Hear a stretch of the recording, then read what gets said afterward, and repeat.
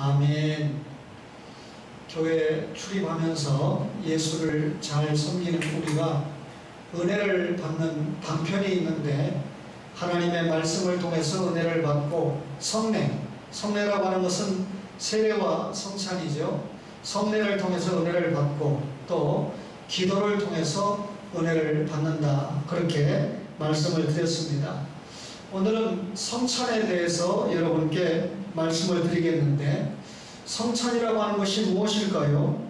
그리스도께서 신령한 은혜를 신자들에게 더하여 주시려고 자신의 살과 피를 떡과 포도즙으로 표현하여 이것을 먹고 마시도록 제정하신 성례다, 성스러운 예식이다, 그 말이죠. 그렇게 성찬에 대해서 제가 정의를 말씀드렸습니다. 그러면 이 성찬을 누가 제정을 했을까요? 우리가 성경 말씀을 보면 마태복음, 마가복음, 누가복음, 그리고 오늘 읽었던 고린도전서 11장에 성찬에 대해서 기록을 하고 있습니다. 그러나 성경에 구체적으로 이 성찬에 대해서 4군데 기록을 하고 있는데, 이 말씀을 읽어보면 예외 없이 성찬의 제정자가 예수님 자신이다 라고 하는 것을 설명하고 있습니다. 고린도전서 11장 23절에 보면 바울이 고린도 교회에 보낸 편지가 고린도전서 아닙니까? 내가 너희에게 전한 것은 주께 받은 것이니, 그러니까 이 성찬식을 지금 교육을 하면서 그것이 주님께 받은 것이다. 그렇다면 성찬식을 누가 제정했습니까? 예수님께서 제정을 하셨다. 우리가 구약에서 유월절에 대해서 공부를 했습니다. 이스라엘 백성들이 유월절 양의 피를 문설주 좌우의 임방에 바르고 애굽에서 이 자유를 얻은 날이 유월절 아닙니까? 그런데 이 성찬은 구약의 성례에 해당되는 유월절을 대신해서 제정한 것이 성찬입니다. 그러니까 구약의 할례가 신약의 세례, 구약의 유월절이 신약의 성찬으로 대치가 되는데, 그러면 구약의 유월절 때 죽었던 양이 누구를 예표합니까? 십자가에서 우리의 죄를 대신해서 죽으실 예수 그리스도를 예표하는 것이죠. 그래서 세례 요한은 보라 세상 죄를 짊어지고 가는 하나님의 어린 양이로다 라고 요한복음 1장 29절에 그렇게 표현을 했습니다. 여러분, 이 양은 사라지고 유월절 양 대신에 그리스도의 살과 피를 의미하는 무엇이 등장합니까? 오늘 떡과 포도즙이 등장합니다. 그러니까 9월절에는 양이 죽었죠. 예수님 대신하기 위해서. 그러나 이제는 양을 대신해서 그리스도의 살과 피를 의미하는 떡과 포도즙으로 대체가 된 것입니다. 여러분, 이 성찬을 제정함으로 말미암아 구약의 유월절이 성찬이 됐다고 했죠. 이 유월절의 장벽이 무너졌습니다. 그러니까 주로 유대인을 중심으로 해서 유월절을 지키지 않았습니까? 이 장벽이 무너지고 이제 성찬식을 행함으로 말미암아 구원의 축복이 전 세계로 확장되었다라고 하는 것을 확실하게 성찬을 통해서 보여지게 됩니다. 그런데 여러분과 제가 교회에서 종종 가지고 있는 이 성찬이라고 하는 제도가 영속적인 제도라고 하는 것을 알 수가 있습니다. 누가복음 22장 19절에 보면 너희가 이를 행하여 나를 기념하라. 성찬식을 통해서 예수님을 기념하라 그랬습니다. 오늘 고린도전서 11장 25절 이하의 말씀 가운데 뭐라고 했습니까? 너희가 26절에 보니까 이 떡을 먹으며 이 잔을 마실 때마다 주의 죽으심을 그가 오실 때까지 전하는 것이니라, 그렇게 말씀하고 있습니다. 주의 죽으심을 그가 오실 때까지 전한다. 주님이 오실 때까지 전한다. 영속적인 제도라고 하는 것을 알 수가 있죠. 뿐만 아니라 이 성찬이라고 하는 제도는 대단히 숭고한 제도라고 하는 것을 알 수 있습니다. 우리가 여러분 성찬식에 떡과 포도즙이 등장한다고 했는데, 떡은 예수님의 몸을 상징하죠. 포도즙은 예수님의 피를 상징하지 않습니까? 그렇다면 이 떡과 포도즙이 예수님의 대속의 죽음을 상징하는 것입니다. 그런데 예수님이 성찬식을 가르치면서 나를 기념하라, 이 말이 뭘까요? 내가 너희들을 위하여 대속적인 죽음을 당한 것을 기억하라, 그 말이잖아요. 그러니까 대단히 숭고한 제도입니다. 오늘 고린도전서 11장 23절에 내가 너희에게 전한 것은 주께 받은 것이니 곧 주 예수께서 잡히시던 밤에 떡을 가지사 라고 말씀했습니다.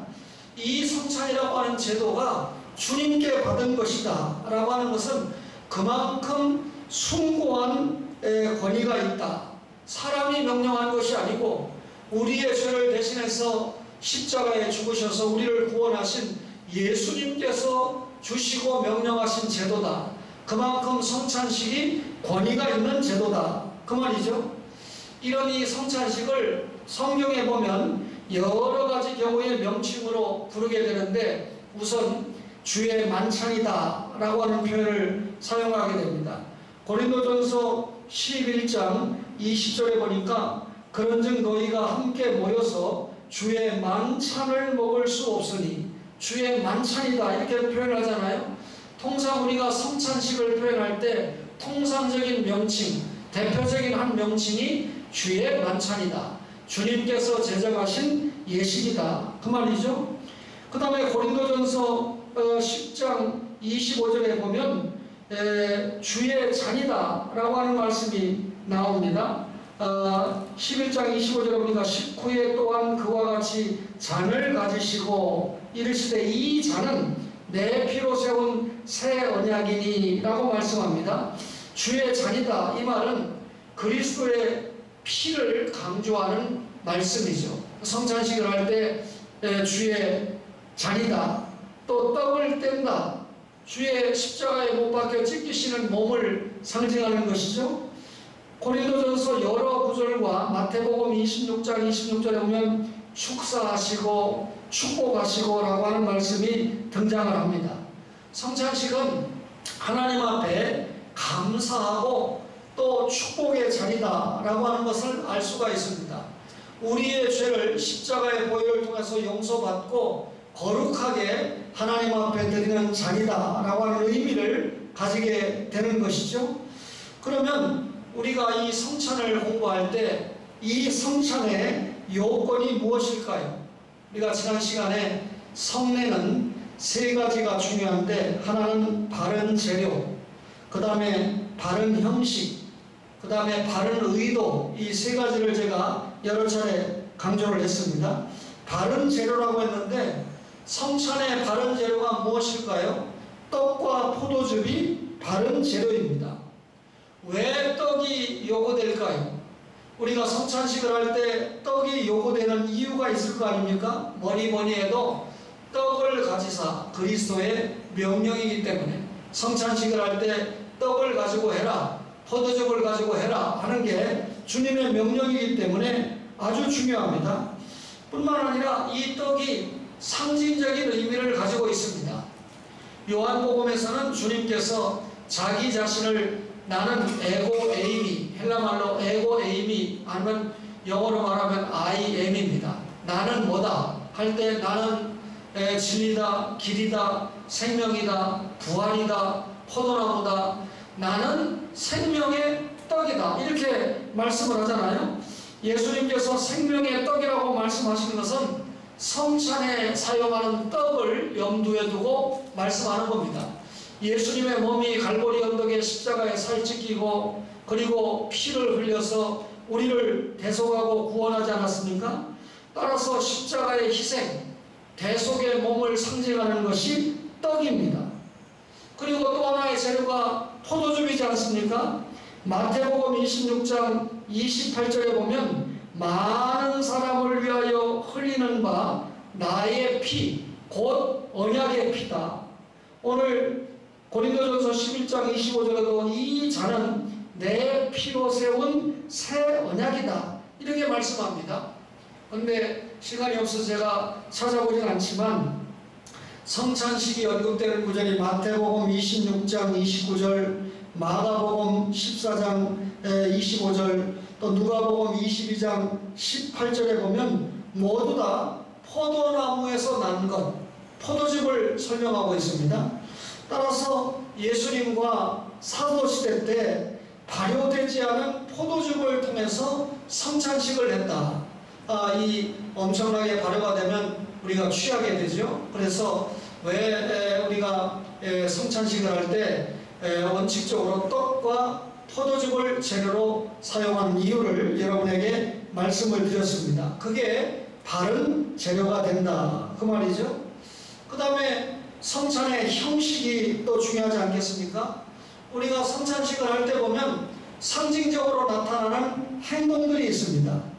오늘 말씀한 대로 떡을 떼는 것이죠. 떡을 떼는 것이 행동으로 보여지게 되는데, 이미 말씀드린 대로 떡을 뗀다는 것은 주님의 몸이 우리를 위해서 희생했다라고 하는 것을 상징하는 것이죠.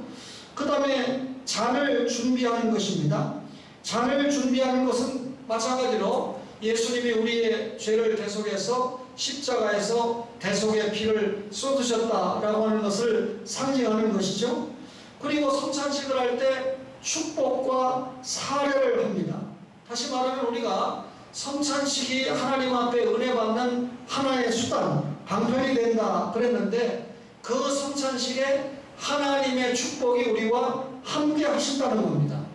그래서 예수님께서 성찬식을 할 때 하나님께 축사하시고, 이 말은 감사, 기도하시고, 그 말 아닙니까? 따라서 축복과 사례가 상징적인 행동으로 나타나고요. 그 다음에 성찬식을 할 때 주고받는 것이 나옵니다. 여러분, 우리가 주고받는다, 이 말은 성찬식을 통해서 예수 그리스도의 대속적인 죽음을 믿고 하나님과 깊은 영적인 교통을 하는 시간이죠. 그리고 성도와 성도 간에는 성찬식에 참여하면서 다 신앙 고백하고 세례받은 사람이 성찬식에 참여를 하니까 성찬식에 참여하는 모든 성도들은 하나의 영적인 교제를 하게 되는 것입니다. 오늘 일부 예배에 동참한 우리 초원의 가족들은 다 예수님을 믿고 하나님 앞에 주일을 성수하며 예배드리기 위해서 오시지 않았습니까? 따라서 이 예배에 함께 동참하면서 영적인 교제가 함께 이루어지고 있는 것이죠. 그런데 이 성찬식은 이 명령된 말씀이 있습니다. 예를 들면 예수님께서 받아 먹으라, 마시라 그랬잖아요. 그리고 이 받아 먹으라, 마시라, 우리가 믿음을 표현할 때 식음작용으로 표현을 할 때가 있거든요. 다시 말하면 예수님의 살을 먹고 예수님의 피를 마시고, 그럼 예수님을 먹고 마신다는 표현이 무슨 말입니까? 예수님께서 나의 죄 때문에 십자가에 살짓고 피 흘려 돌아가셨다라고 하는 것을 믿는 것을 의미합니다. 따라서 이 성찬 예식을 통해서 우리에게 구속의 은총에 참여하는 것을 감사하면서 우리의 영혼이 양육을 받는 거죠. 우리의 영혼이 충만해지는 것이죠. 그러니까 성찬식을 통해서 우리가 은혜를 받는 것입니다. 뿐만 아니라 이 성찬식은 사실상 주님이 우리에게 주시는 설명의 말씀이다 라고 하는 것을 알 수가 있습니다. 예수님께서 성찬식을 하면서 떡을 주시면서 이것이 내 몸이니라 설명하신 거죠. 또 잔을 주시면서 이것이 나의 피 곧 언약의 피니라 라고 예수님께서 성찬식을 통해서 설명의 말씀을 주시지 않았습니까? 여러분, 여기에 이것이 내 몸이니라, 이것이 나의 피 곧 언약의 피이니라 라고 하는 이 이니라라고 하는 말씀을 천주교에서는 잘못 오해를 해가지고 화채설을 주장합니다. 그러니까 천주교가 미사를 하면서 떡을 입에 넣잖아요. 그 입에 들어갈 때는 떡인데 목구멍에 넘어갈 때는 예수님의 살로 변했다는 거예요. 또 잔을 마셨는데 잔이 입으로 들어갈 때는 포도즙이었지만 목구멍을 통과할 때는 예수님의 피로 변했다는 겁니다. 그게 화채설입니다. 그러니까 천주교에서 미사를 할 때 보면 신부가 떡은 나누어 주지만 잔은 자기가 마시잖아요. 왜냐하면 신자들이 이 잔을 받아서 조금이라도 이 예수님의 포도즙을 흘리면 예수님의 피를 흘리는 죄를 범하게 되니까 신부가 잔은 주지 않는 겁니다. 화채소를 여러분 믿습니까? 그렇지 않죠. 여러분 신학적인 의미로는 이렇게 해석을 해야 됩니다. 이것이 내 몸이니라를 이것이 내 몸을 의미하느니라. 이것이 나의 피 곧 언약의 피니라는 이것이 나의 피 곧 언약의 피를 의미하느니라. 이렇게 신학적으로 받아들이는 것이 타당합니다. 따라서 여러분 우리가 예수님께서 나는 생명의 떡이다. 그럼 자신을 설명할 때 은유적으로 생명의 떡이라고 표현했죠. 나는 포도나무다 할 때 실제로 예수님이 포도나무입니까? 여러분 이 포도나무에 붙어있는 지체 성도들과 예수님 사이를 설명할 때 나는 포도나무여 너희는 가지다 이렇게 설명하신 거 아니겠습니까?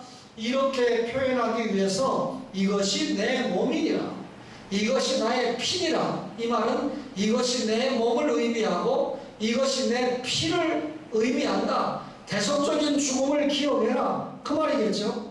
따라서 이런 자세를 가지고 성찬식에 참여를 할 때 그 성찬에 참여하는 성도들 위해 하나님의 은혜가 엄청나게 임하게 된다. 그 말입니다.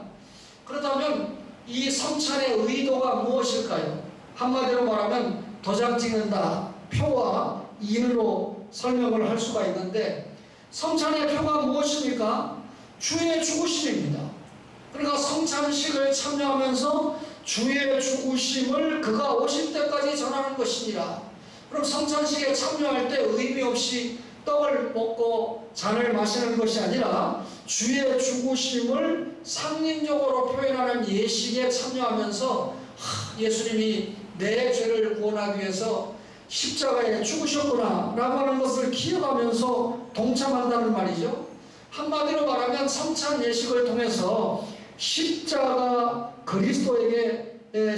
지신 그리스도에게 참여한다라고 하는 의미를 가지게 되는 것입니다.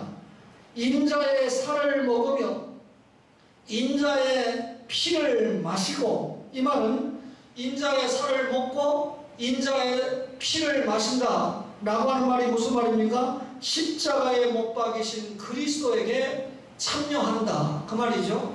포도나무이신 예수님에게 철저하게 나를 대속하기 위해서 십자가에서 살찢고 피 흘려 죽으신 예수님을 믿고 그분에게 붙어 있는다라고 하는 의미가 성찬에 참여하는 것이니까 십자가에 죽으신 그리스도에 참여한다라고 하는 것이 성찬 예식에 참여하는 중요한 의미가 되는 것입니다. 따라서 성찬 예식에 참여할 때 우리가 성찬식을 함으로 내가 구원받은 것이 아니고 구원받은 신자가 성찬식에 신앙 고백을 하고 참여함으로 주님의 대속의 죽음을 기억하면서 결단하고 성화론적인 죄를 회개하고 사명의 결단을 하는 시간이니까 영적으로 대단히 양육되고 영적으로 엄청나게 성장하는 기회의 시간이 성찬 예식을 감당하는 시간입니다. 사실 여러분 떡을 먹고 포도즙을 마신다고 하는 건 무슨 의미가 있습니까? 육신적인 건강을 챙긴다는 의미가 있죠. 마찬가지로 성찬식에 참여한다는 것은 영적인 생명에 영양을 공급하고 성장한다는 의미가 있습니다.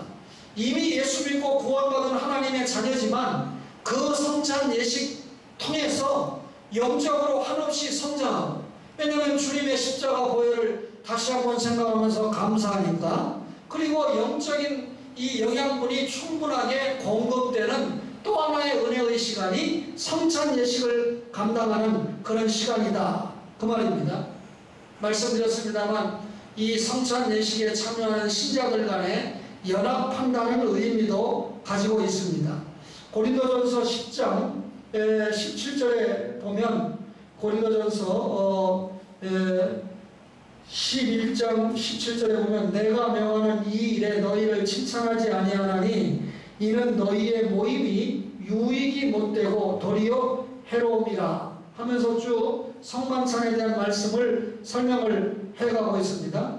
또 고린도전서 10장 17절에 보면 떡이 하나요 많은 우리가 한 몸이니 이는 우리가 다 한 떡에 참여합니다. 성찬식을 할 때 각각 떡을 분배받고 또 잔을 분잔으로 받지만 다 한마음 한뜻으로 한뜻 나의 죄를 대신해서 죽으신 십자가의 예수님을 생각하면서 그 떡에 참여한다는 것이죠. 따라서 신자들의 중요한 연합을 의미하는 것이 성찬이다 그 말입니다. 그러면 이 성찬이 인친다라고 하는 의미는 무엇일까요? 여러분, 우리가 성찬식에 참여하면서 주님의 구속적인 사랑을 확인한다는 것입니다. 다시 말하면 성찬식에 참여하는 사람은 특별 대상이에요. 예수님께서 성경 4군데의 성만찬을 기록을 하도록 하셨는데, 직접 예수님이 성찬식을 하실 때 누구에게 성찬을 제정하면서 가르쳐주고 성찬식을 베풀었습니까? 제자들에게 성찬식을 제정해서 가르치시면서 제자들에게만 떡과 잔에 참여하도록 했습니다. 이 말은 오늘날 예수 믿는 신자, 신앙 고백을 한 예수쟁이에게만 성찬식을 허락하신다. 그러면 이 성찬식에 참여할 때 우리는 구속적인 사랑을 받았다는 것을 확인하게 된다는 것이죠. 뿐만 아니라 구속에 필요한 모든 은혜를 받을 수 있는 특권, 우리가 여러분 구원받았지만 그것으로 끝나지 않고 주님을 만나는 그 시간까지 날마다 성화에 동참했다가 영화의 세계에 가는 것 아닙니까? 우리가 구속을 받았다라고 하는 말은 하나님의 언약 안에 있는 백성이다 그 말입니다.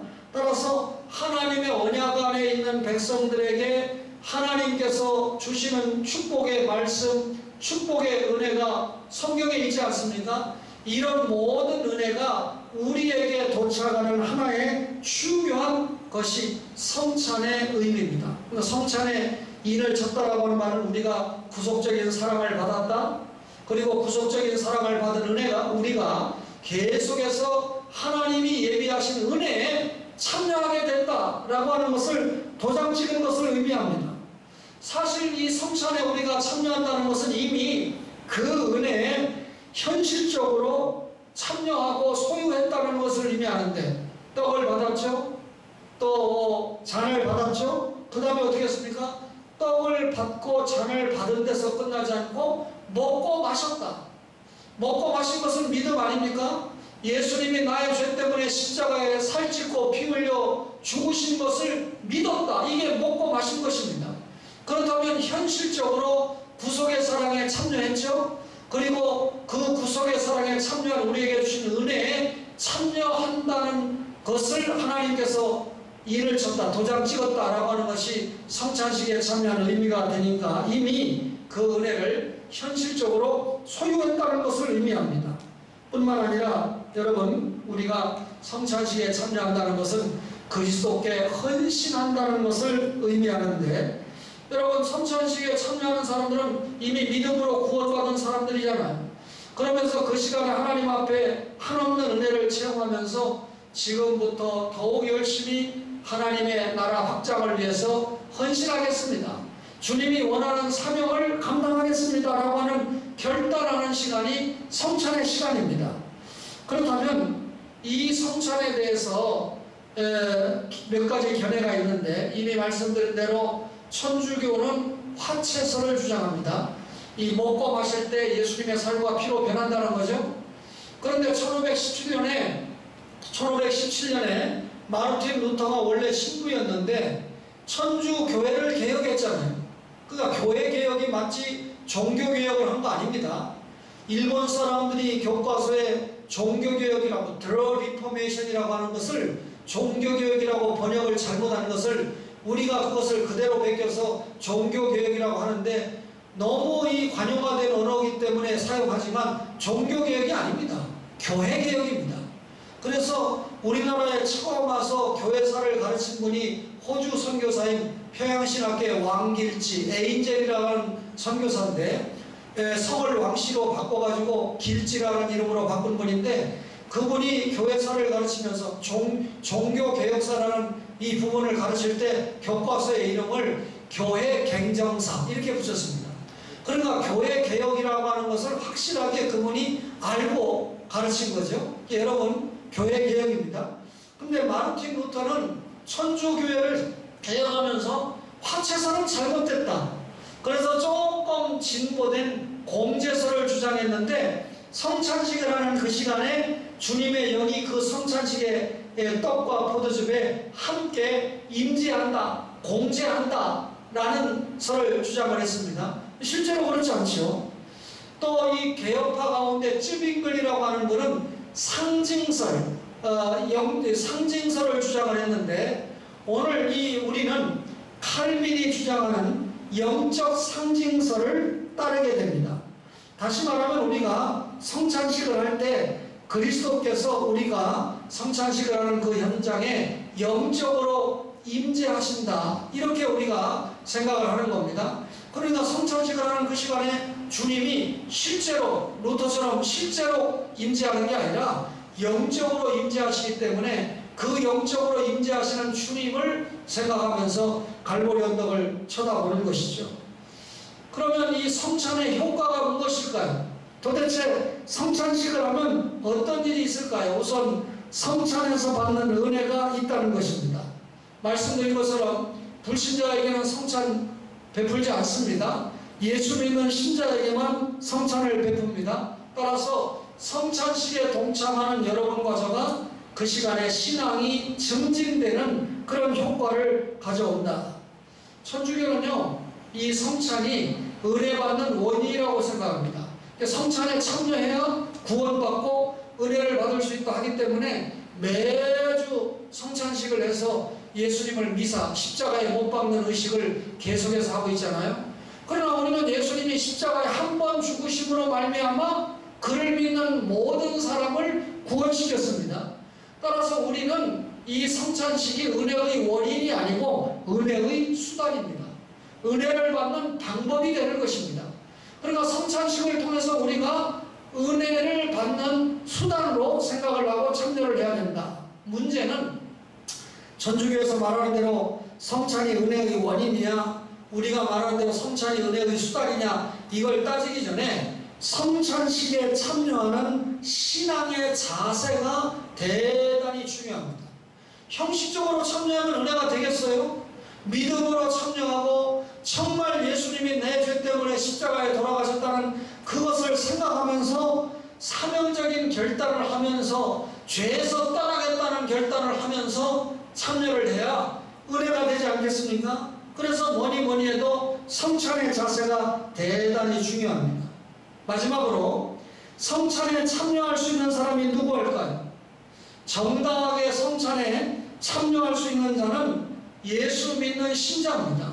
더 정확하게 말하면 믿음으로 신앙을 고백하고 성부와 성자와 성령의 이름으로 세례를 받은 사람이 성찬에 참여할 수가 있습니다. 그러면 반대로 성찬에 참여할 수 없는 사람이 누구일까요? 여러분, 어린아이는 성찬에 참여할 수가 없습니다. 여기 보니까 11장 29절 보세요. 고린도전서 11장 29절에 보니까 주의 몸을 분별하지 못하고 먹고 마시는 자는 자기의 죄를 먹고 마시는 것이니라. 어린아이는 주의 몸을 분별하지 못합니다. 유아세례를 받았다고 해도 마찬가지입니다. 따라서 어린아이가 유아세례를 받은 것은 부모 중 한 사람이 예수 믿었을 때 언약 안의 회원이다라고 생각해서 부모가 대신 신앙 고백을 하고 세례를 받은 거기 때문에 자신이 15세가 되면 입교를 해서 신앙 고백을 스스로 해야 돼요. 그 다음에 성찬식에 참여할 수 있습니다. 따라서 어린아이는 성찬식에 참여할 수 없는데, 적지 않은 교회들이 떡이 지나갈 때 엄마가 2개를 받아가지고 자기 안고 있는 전매기 아기에게 이 성찬식 하는 중에 떡을 먹이는 것은 죄를 먹고 마시게 하는 죄를 봉하는 것입니다. 정확하게 가르치고 정확하게 해야 된다는 것이죠. 그러니까 입교 전에는 성찬에 참여할 수 없어요. 뿐만 아니라 불신자는 성찬식에 참여할 수가 없습니다. 교회 기록이 나온다 할지라도 아직까지 신앙 고백을 정확하게 하지 못한 사람은 신자라고 할 수 없기 때문에, 말 그대로 교인이기 때문에 처치맨과 세인트는 다르죠. 예수 믿는 신자와 교인과는 다르죠. 따라서 교인은 성찬에 참여할 수 없고 신자만 성찬에 참여할 수 있다, 그 말입니다. 중요한 것은 성부와 성자와 성령의 이름으로 세례를 받았다고 해도 결손신자는 성찬에 참여하면 안 됩니다. 예를 들면 하나님 앞에 중대한 범죄 중에 있는 사람, 아주 쉽게 말하면 가정이 있는데 사랑하는 아내를 두고 딴 여자와 살거나 딴 남자와 살고 있다면 성찬식에 참여할 수가 없습니다. 그런 문제를 주님 앞에 회개하고 그리고 성찬식에 참여할 수 있다, 그 말이죠. 따라서 오늘 여러분에게 은혜 받는 방편으로 성찬에 대해서 말씀을 공부했습니다. 이제 머지않은 시간에 우리가 성찬식을 감당할 때 이 코로나19 때문에 성찬식도 조금 넘어간 경향이 있는데 여러분 일종의 지혜입니다. 그렇지만 우리가 말씀으로 제일 은혜 받는 표지가 있잖아요. 말씀을 계속해서 공급받고 있지요. 그럼에도 또 머지않아 우리가 성찬식을 하게 될 때 오늘 여러분이 들은 이 구체적인 말씀을 잘 적용하면서 은혜 받는 수단으로 매수하는 여러분과 저가 되기를 간절히 바랍니다. 주신 말씀 생각하면서 찬송가 341장입니다.